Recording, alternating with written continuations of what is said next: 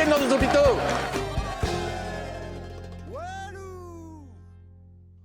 Et salut les collègues, c'est Charlie et Damien de Sud et on se retrouve aujourd'hui pour un petit bilan des élections professionnelles qui se sont terminées le 8 décembre, la semaine dernière. On a plusieurs choses à vous raconter et on va commencer par les bonnes nouvelles. La première bonne nouvelle, c'est que dans le département, le syndicat Sud renforce sa position de syndicat majoritaire. Sur l'ensemble du département, on passe donc de 34% cette année à 32,5% en 2018, donc ce qui est plutôt une bonne nouvelle. Mais c'est pas une aussi bonne nouvelle que ça, on le verra par la suite. Dans le département Sud reste donc présent dans les établissements de Amboise-Château-Renaud, Luynes, Loches et Sainte-Maure, mais aussi dans les EHPAD de Vernoux, Debrou, Semblancey-la-Membrolle, Richelieu où on revient en force, l'île Bouchard, Saint-Christophe-sur-le-Nez, et aussi au centre Louis-Sevestre, et enfin on est présent dans les 3 blanchisseries du département. Au Chutes-Tours, c'est aussi une belle victoire puisque nous remportons 3 points de plus par rapport à 2018. Donc on se retrouve au niveau de 2014, ce qui fait qu'au CSE, on conserve le nombre de sièges, mais par contre, on gagne quelques heures syndicales pour pouvoir militer auprès de vous. Donc un immense merci aux 1113 collègues qui ont voté pour Sud dans le département pour ces élections, mais on pense aussi très fort à toutes les collègues innombrables et dont on ne saura jamais ni l'identité ni le nombre, qui ont tenté de voter pour Sud, mais qui ont été empêchés pour tout un tas de raisons qu'on regrette immensément. Et ça nous fait passer, Damien, à la partie des points négatifs de ces élections. Car oui, en particulier pour ce qui est de l'organisation et de la participation, c'est quand même assez catastrophique.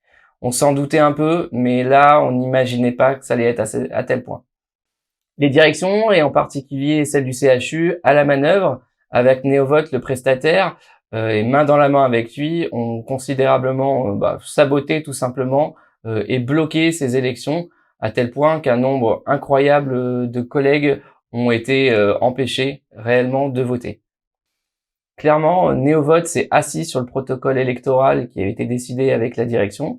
La direction elle-même n'a pas du tout insisté auprès de Néovote pour qu'il change de directive. Et du coup, ça a complètement entaché les élections.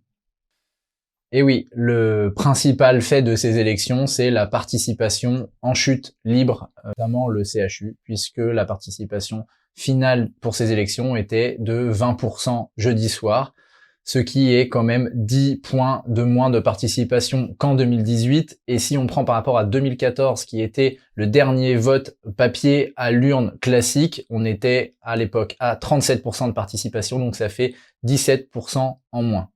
La direction du CHU, si tu nous entends, il va y avoir un seul moyen pour nous faire la preuve que c'est bien uniquement la faute des syndicats si les collègues ne votent plus. Pour les prochaines élections, il va falloir repasser au vote papier et si on atteint le même niveau de catastrophe, alors oui, nous, on reconnaîtra notre faute et notre erreur. D'autant plus, on tient à rappeler qu'au début du processus de préparation des élections, on a quand même notre DRH qui est venu nous certifier, nous jurer, nous promettre que grâce au vote électronique qu'il allait mettre en place, la participation allait s'envoler. Bon on a vu le résultat. Et niveau Nostradamus, monsieur le directeur, est-ce que vos promesses sont toujours aussi fiables? Par exemple, comme ça, est-ce que vos promesses sur le nouvel hôpital psychiatrique vont s'avérer aussi peu fiables et aussi catastrophiques dans leurs résultats que ce qui s'est passé pour les élections? Donc pour résumer, vous avez complexifié le vote en le rendant électronique, tel un saboteur qui ferait un trou dans un bateau. Puis ensuite, pendant le scrutin, vous nous avez empêché à la dernière minute de passer dans les services sans sigle pour inviter les agents à venir voter, comme si vous nous empêchiez d'écoper l'eau qui rentre dans le bateau. Bon, finalement, vous avez juste souhaité que tout le monde coule. Et voilà les collègues, on tenait à vous faire ce petit retour et on trouvait ça normal et on se disait qu'on vous deviez bien ça. Vous devez être un certain nombre à vous être dit lors des précédentes semaines que vous nous aviez bien trop vu vous parler d'élections et qu'on vous avait bien trop tanné avec ça. Vous avez raison et on s'en excuse. Mais malheureusement, c'est un passage obligé pour les organisations syndicales afin de disposer des moyens pour pouvoir continuer à militer auprès de vous.